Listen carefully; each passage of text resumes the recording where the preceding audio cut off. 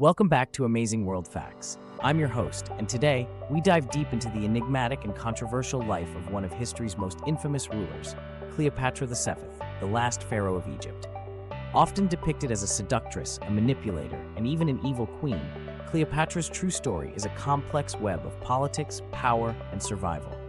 So sit back and let's uncover the hidden history of the most evil queen, Cleopatra. Cleopatra VII, Thea Philippator, was born in 69 BCE in Alexandria, a city founded by Alexander the Great. The Ptolemaic dynasty, to which she belonged, was of Macedonian Greek origin, ruling Egypt after the death of Alexander. Cleopatra was the daughter of Pharaoh Ptolemy XII Olates and came to power at a tumultuous time. She was not just any ruler, she was the last active ruler of the Ptolemaic kingdom, which had lasted for nearly 3 centuries. Despite her Greek heritage, Cleopatra was deeply connected to Egyptian traditions.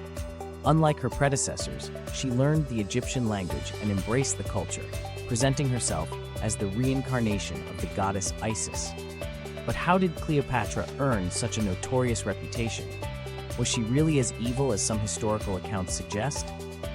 To understand this, we need to look at the political landscape of her time and the challenges she faced. Cleopatra ascended to the throne at the age of 18, co-ruling with her 10-year-old brother, Ptolemy XIII, whom she later married, as was the custom in royal families. However, their relationship quickly soured.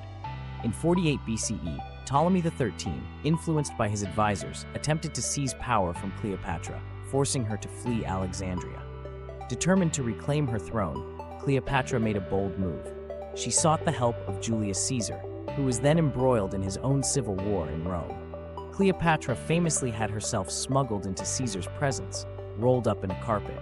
This daring act marked the beginning of a politically and romantically significant alliance.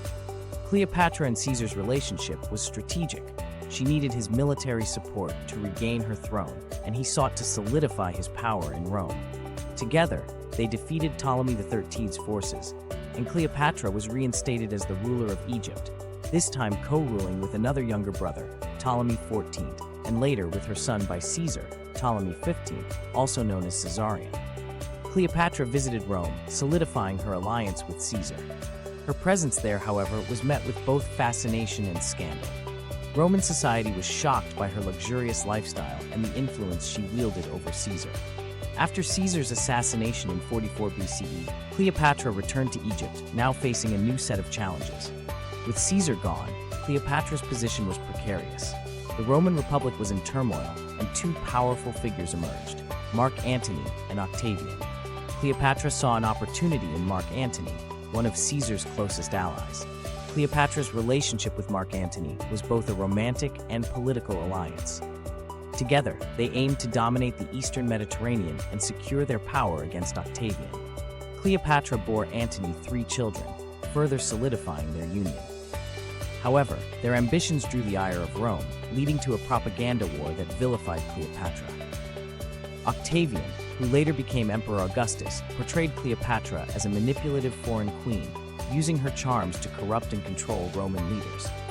This narrative painted her as the embodiment of Eastern decadence and vice, setting the stage for one of history's most famous conflicts, the Battle of Actium. The Battle of Actium in 31 BCE was a decisive confrontation.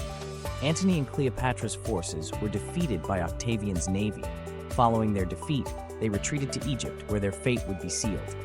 In August 30th BCE, as Octavian's forces closed in on Alexandria, Mark Antony, believing Cleopatra had betrayed him, took his own life.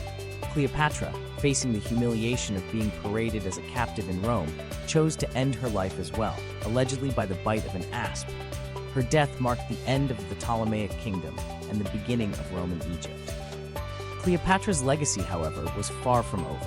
Her story was immortalized by Roman writers, who depicted her as a cautionary tale of ambition and seduction. But was Cleopatra truly the evil queen of legend? Modern historians argue that this portrayal was heavily influenced by Roman propaganda. Cleopatra was a shrewd, intelligent ruler who sought to protect her kingdom and her dynasty in a world dominated by Rome. Recent archaeological discoveries and historical research paint a more nuanced picture of Cleopatra. She was an educated leader, fluent in multiple languages, and a patron of the arts and sciences. Her political acumen and strategic alliances were crucial in navigating the treacherous waters of Roman politics. Cleopatra's story is a testament to the power struggles and cultural clashes of her time. Her legacy is a blend of myth and reality, shaped by the victors who wrote her history. In the end, Cleopatra was a ruler who fought fiercely for her kingdom and her family's legacy. She was a product of her time, ambitious, strategic, and undeniably influential. While the label of most evil queen may have been an exaggeration crafted by her enemies, Cleopatra remains one of the most captivating figures in history. Thank you for joining us on this journey through the hidden history of Cleopatra. If you enjoyed this video, don't forget to like, subscribe, and hit the notification bell for more fascinating stories from the past. Until next time, keep exploring the wonders of our amazing world.